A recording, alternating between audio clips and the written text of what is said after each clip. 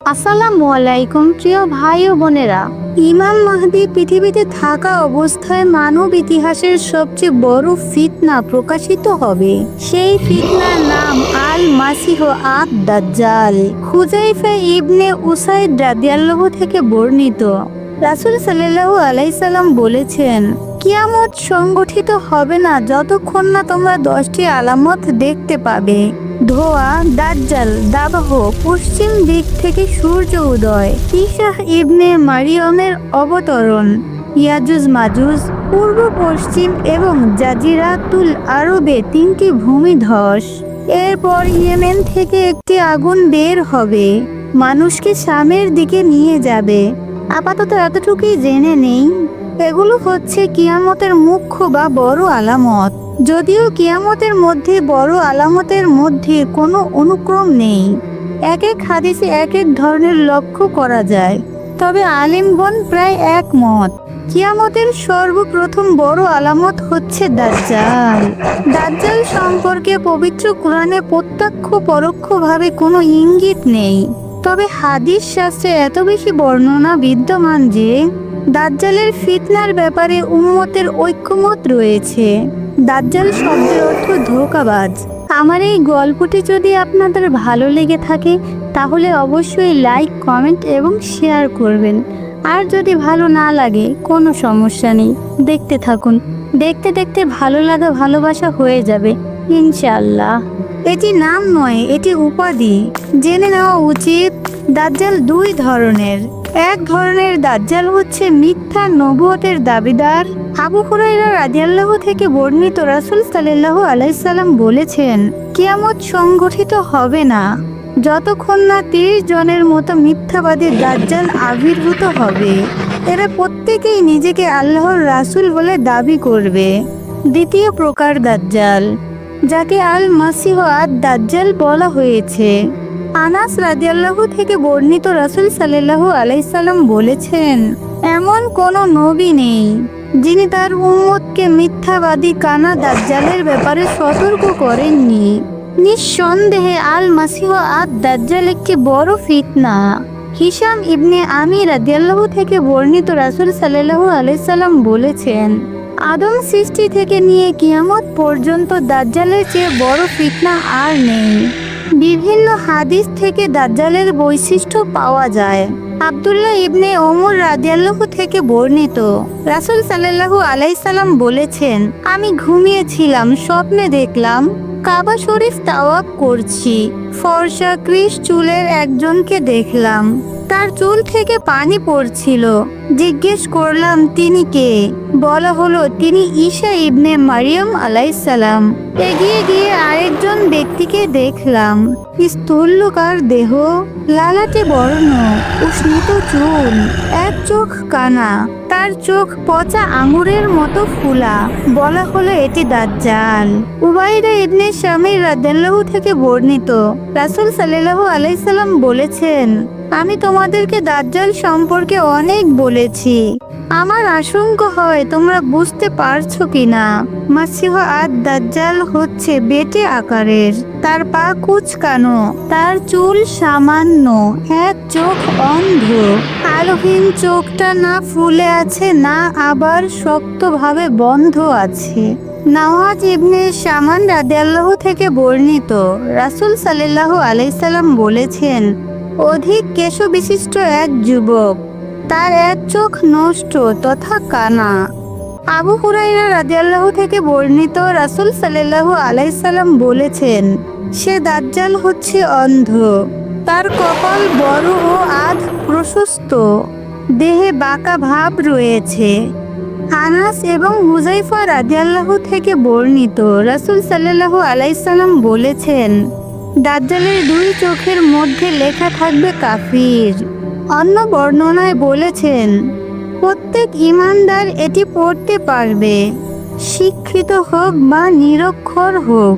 তাহলে বোঝা যায় দাজ্জাল একজন মানুষ, একজন যুবক পুরুষ, যার দেহ স্থূলকার, বেটে গড়ন, গায়ের রং ললাটে, মাথায় ভর্তি কিঞ্চিত চুল, বড় কপাল, প্রশস্ত কাঁধ, বাঁকানো শরীর, কুচকানো পা।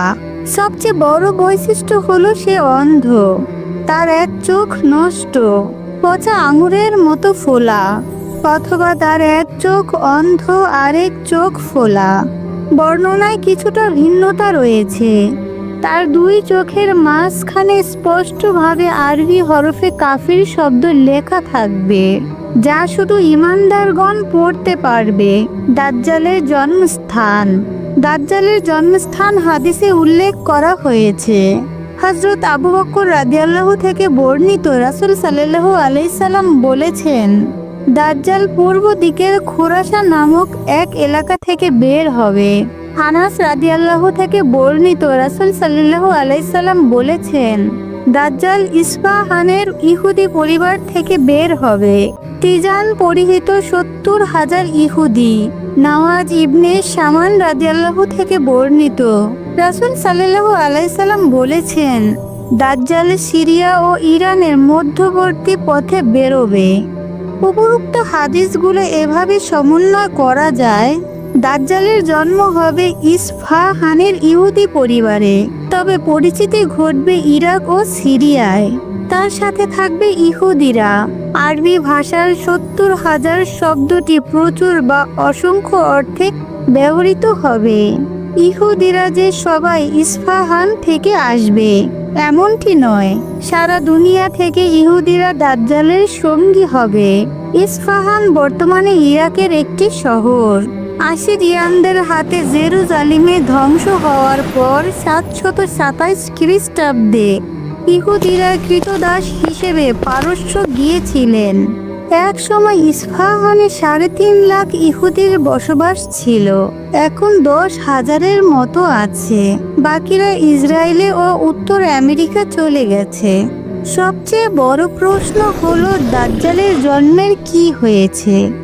যেহেতু ইমাম মাহদী পৃথিবীতে থাকা অবস্থায় দাজ্জালের আবির্ভাব ঘটবে, তখন সে যুবক হবে। তাই ধরে নেওয়া যায় দাজ্জাল এখনো জন্ম হয়নি, কিংবা হলেও নিকট অতীতে হয়েছে বা ভবিষ্যতে হবে। এ ব্যাপারে আল্লাহই ভালো জানেন। জন্মের পর সে সাধারণ মানুষের মতোই বেড়ে উঠবে। বিবাহিত হবে কিনা এ ব্যাপারে স্পষ্ট করে বলা যায় না, তবে নিঃসন্তান হবে। একদা সে কোনো এক বিষয় নিয়ে রাগ হবে। রাগের প্রভাব থেকে সে বুঝতে পারবে তার মধ্যে কিছু অমানসিক শক্তি আছে। তখন সে দাজ্জাল হয়ে উঠবে। ফাতিমা বিনতে কায়েস রাদিয়াল্লাহু থেকে বর্ণিত একটি দীর্ঘ হাদিসের সারাংশ হলো, তামিম দারি নামক এক ব্যক্তি রাসূল সাল্লাল্লাহু আলাইহি সাল্লামের কাছে এসে ইসলাম ধর্ম গ্রহণ করার পর বললেন, কয়েক বছর পূর্বে সামুদ্রিক ঝড়ের কবলে পড়ে তারা একটি দ্বীপে গিয়ে উপস্থিত হলো। তারা সেখানে একটি লোমশ জন্তু দেখতে পান। জন্তুটি নিজের নাম বলল জাসসাসা। সে তাদেরকে একটি দুর্গের ভেতর যেতে বলে। দুর্গে গিয়ে তারা প্রকাণ্ড দেহধারী এক ব্যক্তিকে শিকল পরা অবস্থায় দেখতে পান। তারা নিজেদের পরিচয় দিলে সে তাদেরকে কিছু প্রশ্ন করে। এরপর সে জিজ্ঞেস করে, আখিরি নবী কি এসে গেছে? তারা বলল হ্যাঁ। তারপর সে নিজের পরিচয় দিল, আমি হচ্ছি আল মাসিহ আদ দাজ্জাল। অচিরে আমাকে বের হওয়ার অনুমতি দেওয়া হবে। আমি 40 দিন পৃথিবীতে ভ্রমণ করব, কিন্তু মক্কা ও মদিনায় প্রবেশ করতে পারবো না। এরপর রাসূল সাল্লাল্লাহু আলাইহি সাল্লাম বললেন, তামিমের বর্ণনাটি আমার পছন্দ হয়েছে, যেহেতু এটি আমার বর্ণনার সাথে সামঞ্জস্যপূর্ণ। দাজ্জাল বাহরে শাম তথা ভূমধ্য সাগরে অথবা বাহরে ইমাম অর্থাৎ আরব সাগরে আছে না, বরং পূর্ব দিকে। আমরা হাদিসটির আক্ষরিক অর্থে নিতে পারি, দাজ্জাল পৃথিবীতে কোথাও বন্দী অবস্থায় আছে, কিন্তু আল্লাহর নির্ধারিত সময় ইমাম মাহদীর আগমন না হওয়া পর্যন্ত সে বের হবে না ও মানুষের সামনে প্রকাশ পাবে না। সর্বশক্তিমান আল্লাহর জন্য এরকম দেখানো কোনো ব্যাপারই না, যদিও এটি আমাদের অনুমান মাত্র। আমরা একটি কথাই বলতে পারি, আল্লাহই এ ব্যাপারে ভালো জানেন। আমরা আল্লাহ ও তার রাসূলের ওপর ঈমান এনেছি। দাজ্জালের ফিতনা দুই স্তরে আসবে।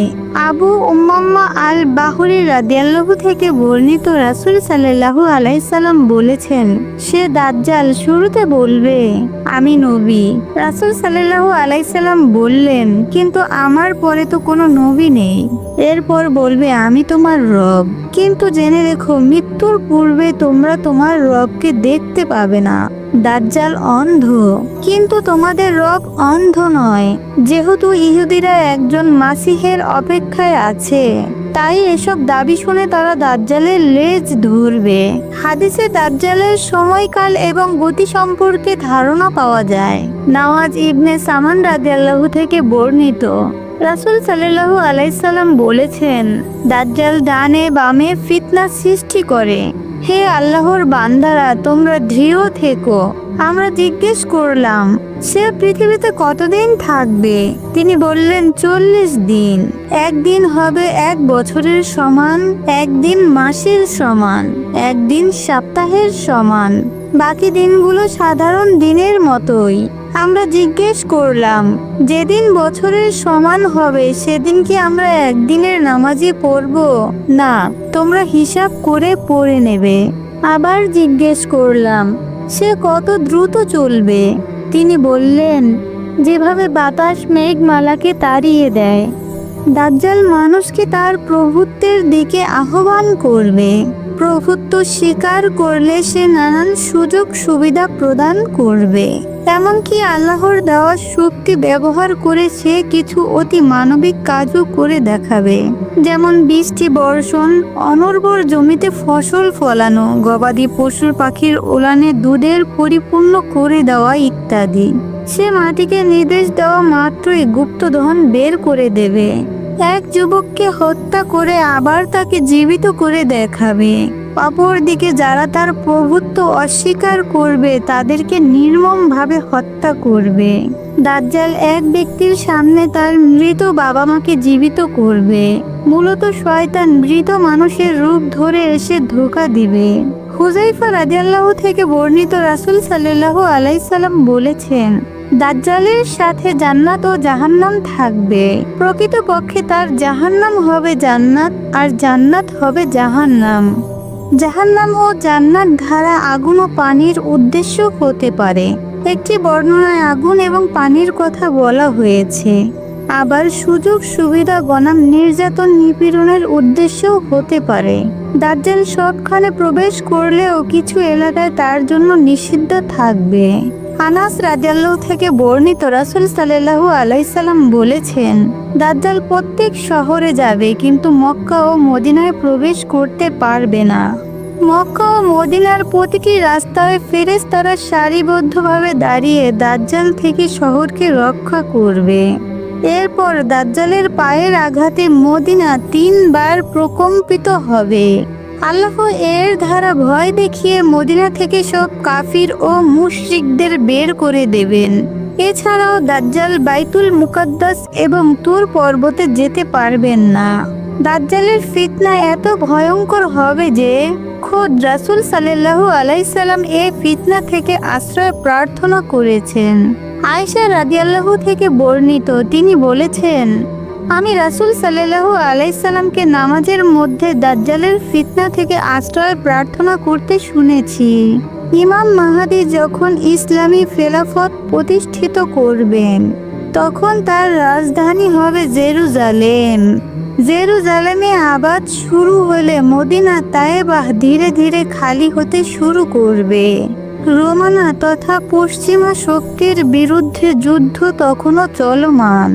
মহাযুদ্ধ একটি নয়, বরং একাধিক হবে। যুদ্ধগুলো প্রচণ্ড রক্তক্ষয়ী হবে। বিষয়টি বারবার উল্লেখ করা হয়েছে। আবু হুরায়রা রাদিয়াল্লাহু থেকে বর্ণিত, রাসূল সাল্লাল্লাহু আলাইহি সাল্লাম বলেছেন, কসম সেই সত্তার যার হাতে আমার প্রাণ, দুনিয়া ততদিন ধ্বংস হবে না যতক্ষণ না এক ব্যক্তি কবরের পাশে গড়াগড়ি করে বলবে, হায় আর যদি আমি এই কবরবাসীর জায়গায় থাকতাম। সে এটি দিনই উদ্দেশ্যে বলবে না, বরং বিপদ আপদের কারণে বলবে। মুসলমানরা যুদ্ধে জয়ী হওয়ার পর মাহাদির নেতৃত্বে পুনরায় কনস্টান্টিনোপল জয়ী হবে। এর পরপরই দাজ্জালের আবির্ভাব হবে। প্রিয় ভাই ও বোনেরা আমার, দাজ্জালের ফিতনা হবে দুনিয়ার সবচেয়ে বড় পরীক্ষা। কিন্তু মনে রাখবেন, যে হৃদয়ে ঈমান মজবুত, আল্লাহর প্রতি ভরসা দৃঢ়, সে কখনো দাজ্জালের ধোঁকায় পড়বে না। যে মানুষ কুরআন পড়ে বুঝে আবার আমলও করে, তার চোখকে আল্লাহ সত্য দেখার ক্ষমতা দেন। বিশেষ করে সূরা কাফে দাজ্জালের ফিতনা থেকে রক্ষার জন্য এটি রাসূল সাল্লাল্লাহু আলাইহি সাল্লামের নির্দেশ। সপ্তাহে অন্তত একবার সূরা কাফ পড়া বা শোনা আমাদের ঈমানকে নিরাপদ রাখে।